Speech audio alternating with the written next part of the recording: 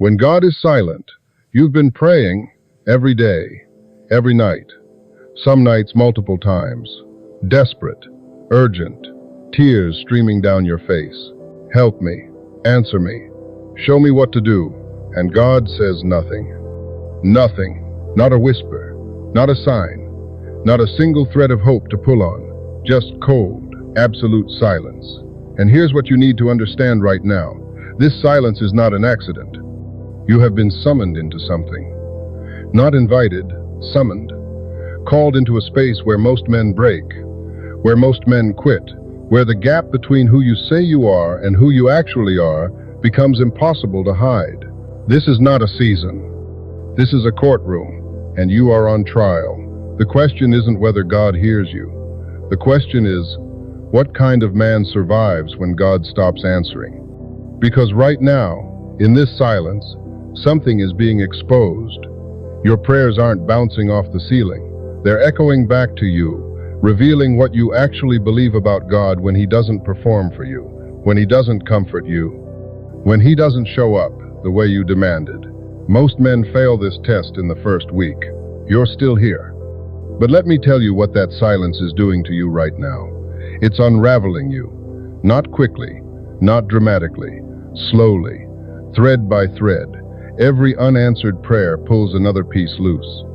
Every night of silence strips away another layer of the man you thought you were. And you're beginning to ask the questions that reveal what you've been building your life on. Does He even hear me? Does He even care? Was any of this real? These questions don't make you weak. They make you honest. And honesty is the only currency that matters in this place.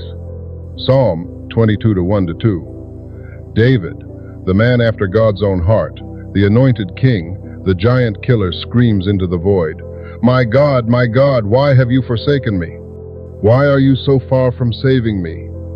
My God, I cry out by day, but you do not answer. I cry out by day, but you do not answer. That's you, right now. That's your reality. And if David, the man who had seen God deliver him from lions, from bears, from Goliath himself, if David could feel forsaken, then you're not crazy for feeling it too. But here's the trap most men fall into. They think feeling forsaken means being forsaken. They think silence means absence. They think unanswered prayers mean God has walked away. Wrong. God has not left. He has hidden Himself. Isaiah 45:15. Truly you are a God who has been hiding Himself. Hiding, not absent, not gone, not finished with you. Hiding. And you need to understand why. Because if you don't, you'll quit. You'll walk away. You'll become another casualty of the silence, another man who couldn't endure when God refused to explain Himself. God is silent because something must be proven. Not to Him, to you. You're about to find out what you're actually made of. The silence is doing something right now that you haven't noticed yet. It's revealing your habits, your patterns, your mechanisms, all the ways you've been running from yourself, from real faith, from the man you're terrified you actually are. When God was speaking, when prayers were being answered, when you could feel His presence, you had cover. You could hide behind the blessings, behind the answered prayers, behind the feelings. But now there's nowhere to hide. The silence strips everything away. It exposes how much of your faith was actually just transaction. You pray, God answers. You feel good. You keep praying. But what happens when God stops answering? What happens when the transaction breaks down? What happens when you pray and He just doesn't? Most men quit because their faith was never about God. It was about what God could do for them. It was a business arrangement, a contract. I'll pray, I'll believe, I'll serve, and you'll make my life work. And when God violates that contract, when He stops performing, stops providing, stops proving Himself, the faith collapses. Because it was never faith, it was negotiation. And God doesn't negotiate. Here's what the silence is showing you. You've been seeking God for what He gives, not for who He is. And that is a devastatingly uncomfortable thing to realize. Because it means every prayer you thought was righteous might have just been transactional. Every moment you thought was worship might have just been manipulation. Every tear you cried might have just been frustration that your investment wasn't paying off. The silence exposes your motives, and most men can't handle what they see. They see a man who only wanted God when God was useful, a man who only worshipped when worship produced results, a man who only believed when belief felt good. And when they see that man in the mirror, they do one of two things. They quit or they panic. Quitting looks like, this isn't working. Prayer doesn't work. Faith is pointless. I'm done. Panic looks like frantic prayers, desperate bargaining, manufactured emotion, trying to force God to respond by performing harder, praying louder, crying more. Both are the same thing. Control. You're trying to control God, trying to make him respond, trying to force his hand, and the silence will not yield to control. The silence will only yield to surrender. But surrender feels like death. Surrender feels like letting go of the last thread of control you have left. Surrender feels like admitting, I have no power here. I cannot make God speak. I cannot force his hand. I can only wait, and waiting is unbearable. Because waiting means you're not in control. Waiting means you can't fix this. Waiting means the outcome depends on someone else entirely, and that terrifies you. Because control is how you've survived everything else. Control is how you've built your life. Control is your default operating system. But control doesn't work here. The silence is exposing that. It's exposing every false identity you've built, every performance you've relied on, every mechanism you've used to avoid actually trusting God. And here's the question the silence is asking. Who are you when you can't control the outcome? Who are you when prayer doesn't work? Who are you when obedience doesn't produce results?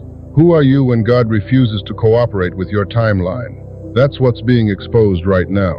Not to shame you, to refine you, because the man who needs God to perform is not the man God can trust with authority. The man who needs constant reassurance is not the man God can trust with responsibility. The man who quits when God goes silent is not the man God can trust with influence. God is exposing what's in you so he can rebuild what needs to be rebuilt. But most men never make it this far. Most men see what the silence exposes and they walk away. They can't handle the truth about themselves. They can't endure the unraveling. They can't survive the stripping, so they quit.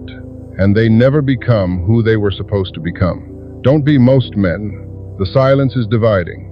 Right now, in real time. It's separating those who have real faith from those who have fake faith, those who seek God from those who seek blessings, those who will endure from those who will quit. And you can feel it happening. You can feel the pull, the temptation to walk away. The voice in your head saying, this isn't worth it. You've tried. You've prayed. Nothing's changed. It's time to move on. That voice sounds reasonable. It sounds wise. It sounds like self-preservation. But it's the voice of a man who was never actually committed, who was never actually surrendered, who was never actually willing to trust God when trust costs something. And here's what you need to understand. Most people who claim to follow God have never actually been tested. They've never experienced real silence. They've never endured a season where God refused to answer. They've never navigated faith without feeling. Their entire spiritual life has been built in the shallow end, comfortable, safe, controlled, and they think that's faith. It's not. That's just preference. Real faith is proven in the deep water, in the silence, in the place where you can't see the bottom and you can't touch the sides and you have no idea if you're going to make it. That's where faith is tested. That's where separation happens. Luke 18:1. Jesus told his disciples a parable to show them that they should always pray and not give up. Always pray. Not just when it feels good. Always. Not just when God is answering. Always. Not just when you can see results. Always. And not give up. That phrase, not give up, it's not there by accident. Jesus knew what was coming. He knew there would be seasons of silence, seasons when prayers seem unanswered, seasons when faith feels futile, and he knew most people would quit. So he told them, don't give up. Keep praying, even when it feels pointless. Keep believing, even when evidence is absent. Keep trusting, even when God seems distant. Because the silence is testing what you're actually made of. It's testing whether your faith is based on feeling or on truth. Whether you serve God for what He gives you or for who He is. Whether you'll trust Him when you can't trace Him. And most people fail this test. They fail because their faith was always conditional, always dependent on God performing, always built on the assumption that obedience produces immediate results. But that's not how this works. Hebrews 11, the faith chapter, is filled with people who trusted God and didn't get what they wanted. People who believed and still died without seeing the promise. People who obeyed and were tortured, imprisoned, killed. Verse 13. All these people were still living by faith when they died. They did not receive the things promised. They did not receive. They believed. They obeyed. They trusted. And they did not receive. Not in their lifetime. And yet, verse 39, these were all commended for their faith. Commended. Not for getting what they wanted, for trusting when they didn't. That's the separation between those who need God to deliver immediately and those who will trust Him regardless. Between those who serve God for blessings and those who serve God because He is God. Between those who quit when silence comes and those who endure until breakthrough arrives. And you're in that separation right now. You can feel it. Every day, the silence is asking, are you real or are you fake? Is your faith genuine or transactional? Will you trust or will you quit? And the answer to that question will determine everything. It will determine whether you emerge from this silence stronger or whether you become another casualty. Whether you're qualified for what God has next or disqualified by what you're showing Him now. Whether you become a man God can trust with authority or a man who folds under pressure. The separation is happening, and you get to choose which side you're on. Here's what God is doing in the silence. He's stripping you.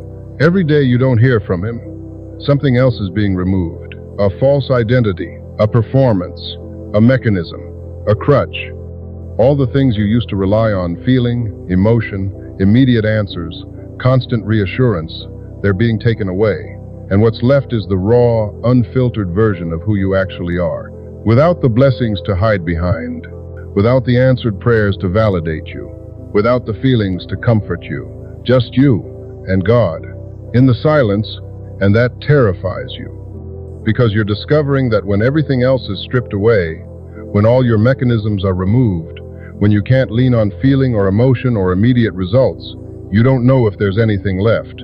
You don't know if your faith is real. You don't know if you actually trust God or if you were just trusting the idea of God. And that uncertainty is unbearable. But it's also necessary, because God doesn't just want your performance. He wants you, not the version of you that prays perfectly, not the version of you that feels spiritual, not the version of you that performs faith convincingly. The real you, the broken, confused, struggling, doubting, barely holding on version of you. That's who God is after, and the silence is how He gets to that version. Job 23:10, after chapters of silence, after devastating loss, after unbearable pain, Job says, "But He knows the way that I take. When He has tested me, I will come forth as gold. When He has tested me, not if, when." The testing is guaranteed. The refining is certain. And the outcome coming forth as gold depends on one thing: endurance. Will you endure the fire? Will you stay in the furnace when everything in you wants to escape? Will you trust that what's being burned away is not you, but the false version of you that was never meant to survive? Most men can't. Most men feel the heat and they run. They abandon the process. They quit the refining and they never become gold.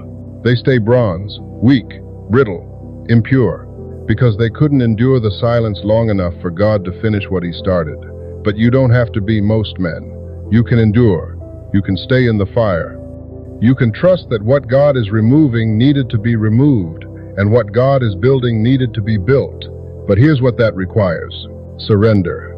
Not control, not performance, not trying harder. Surrender. Admitting, I can't make this happen. I can't force breakthrough. I can't manufacture feeling. All I can do is trust that God knows what He's doing even when I can't see it. That surrender feels like death, because in a way, It is. It's the death of the version of you that needed to be in control, the version of you that needed God to perform, the version of you that couldn't trust unless you could see. That version is dying in the silence. And it's supposed to, because that version was never going to become who God called you to be. That version was too fragile, too dependent on circumstances, too controlled by feeling. God is killing that version so a stronger version can emerge, a version that can trust without seeing, a version that can believe without feeling, a version that can endure without immediate results. That's the man God is building, and the silence is the furnace where that man is being formed. But you have to stay in it. You have to endure the heat. You have to trust the process. Even when it feels like you're being destroyed, you're actually being refined. Even when it feels like you're falling apart, you're actually being rebuilt. Even when it feels like God has abandoned you, He's actually closer than He's ever been, watching, refining, perfecting, until you come forth as gold. Here's the question that will determine your future. Will you be found trustworthy? Not talented, not gifted, not anointed, trustworthy. Because God doesn't give authority to the talented. He gives authority to the trustworthy. He doesn't promote the gifted. He promotes the faithful. He doesn't elevate those who perform best. He elevates those who endure longest. And the silence is how He determines who's trustworthy, who can be depended on when things are hard, who will remain faithful when rewards are absent, who will keep obeying when direction is unclear. That's what's being tested right now. Not your ability, your reliability. Can God trust you when He's silent? Can God depend on you when prayers seem unanswered? Can God count on you when blessings seem withheld? Because if He can't trust you in the silence, He can't trust you with a platform. If He can't depend on you when prayers seem unanswered, He can't depend on you with influence. If He can't count on you when blessings seem withheld, He can't count on you with authority. The silence is the test, and the verdict is being written right now. Every day you endure, you're proving trustworthy. Every day you keep praying, even when prayers seem unanswered, you're demonstrating faithfulness.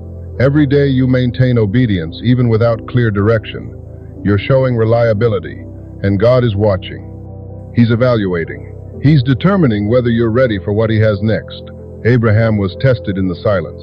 Genesis 12, God spoke to him at 75, gave him a promise, told him to go, and Abraham went. But then, silence. Years of silence. No son, no heir, no fulfillment. And Abraham made mistakes during those silent years. Went to Egypt, lied about Sarah, put her in danger. But he kept walking, kept trusting, kept believing that God's promise was real even when evidence was absent. And Genesis 15:1. After this, the word of the Lord came to Abram.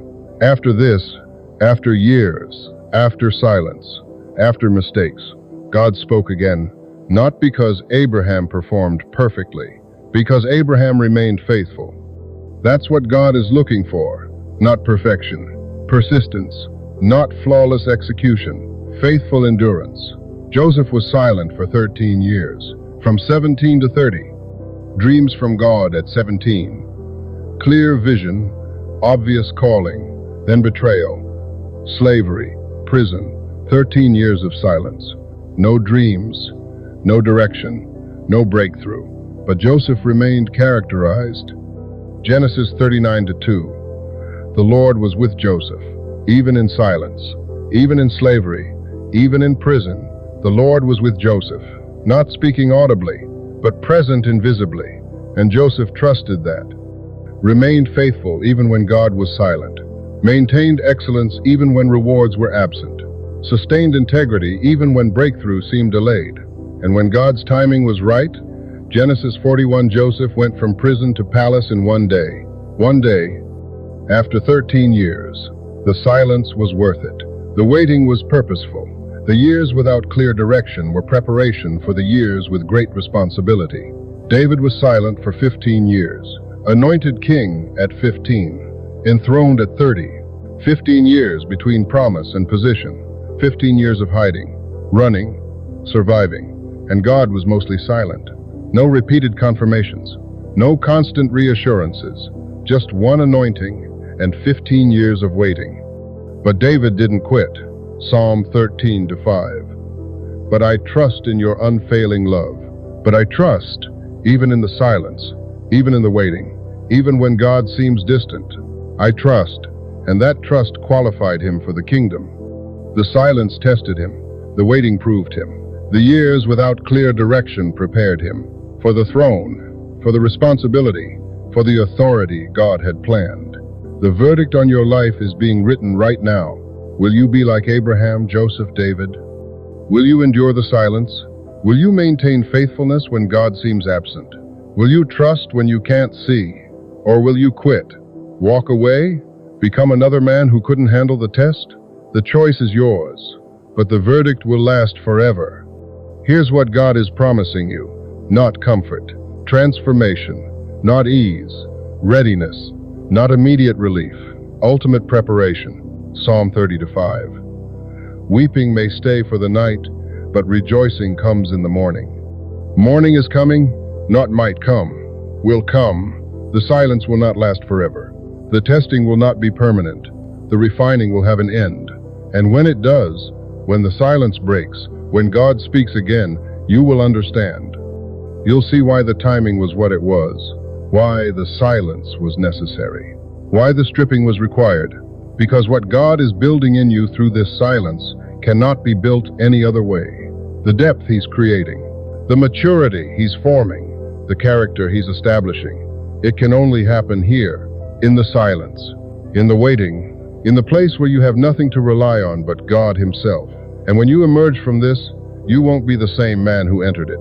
You'll be stronger, deeper, more mature, more ready, more prepared for everything God has planned. But you have to endure. You have to persist. You have to finish the test. Because God doesn't give the promise to those who start well. He gives the promise to those who finish faithfully. 2 Corinthians 5-7. For we live by faith, not by sight. This is what that means. This silence, this season, this test. Walking by faith when sight is gone. Trusting when you can't see. Believing when you can't hear. Obeying when you can't feel. This is real faith. And real faith is what God rewards. Not performance faith, not feeling faith, not conditional faith. Real faith. The kind that endures when everything else fails. The kind that persists when all evidence suggests quitting. The kind that trusts God's character more than current circumstances. That's the faith God is building in you. That's the man God is creating. And when the silence ends, when morning comes, when God speaks again, you will be that man. The man who can be trusted with authority. The man who can handle responsibility. The man who can steward influence. The man who doesn't need God to perform in order to trust God's character. The man who can walk by faith when sight is absent. The man who can endure silence without abandoning belief. That man is being formed right now.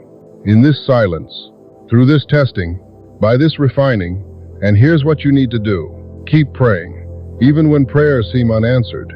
Not to manipulate God, to maintain connection with God. Trust His character, even when you can't see His activity. Not based on feelings, based on truth. Maintain obedience, even without clear direction. Not for rewards, for relationship. Worship for who He is, not for what He does. Habakkuk 3:17-18. Though the fig tree does not bud and there are no grapes on the vines, yet I will rejoice in the Lord. I will be joyful in God my Savior. Yet I will rejoice. Not because circumstances are good, in spite of circumstances being bad. Not because I feel blessed, even though I feel tested. I will rejoice in the Lord for who He is. That's mature faith. That's what this silence is building. And when you can do that, when you can worship God in the silence, trust Him in the quiet, believe Him in the seeming absence, you will have passed the test. You will have proven trustworthy. You will have been refined as gold, and what comes next will exceed everything you lost in the silence. Isaiah 64:4. No eye has seen, no ear has heard, no mind has conceived what God has prepared for those who wait for Him. Wait for Him. Endure the silence. Finish the test, and you will see what God has prepared. Not just for anyone, for those who wait. For those who endure, for those who remain faithful when God is silent, that's you. If you don't quit, if you don't give up, if you finish what God started, the silence is temporary. The transformation is permanent. The testing is for a season. The character being built will last forever. So, endure. Trust. Believe. God has not abandoned you. He has summoned you into the furnace where gold is made, into the silence where men are proven, into the test that separates the real from the fake, and you will emerge stronger, deeper, ready for everything God has next. But only if you endure, only if you persist, only if you refuse to quit. The silence is testing you. The silence is refining you. The silence is preparing you. Don't waste it. Don't run from it. Don't quit in the middle of it. Stay, endure, trust, and when morning comes, and it will come, you will be ready for the authority, for the influence, for the responsibility, for the breakthrough that God has been preparing for you. All along, even in the silence, especially in the silence, God is always working. Trust that. Believe that. Live like that. And you will survive this. You will pass this test. You will become the man God called you to be. The man who can be trusted when God is silent. The man who can endure when others quit. The man who comes forth as gold. That's who you're becoming. Right now, in this silence, don't quit. Don't give up. Morning is coming.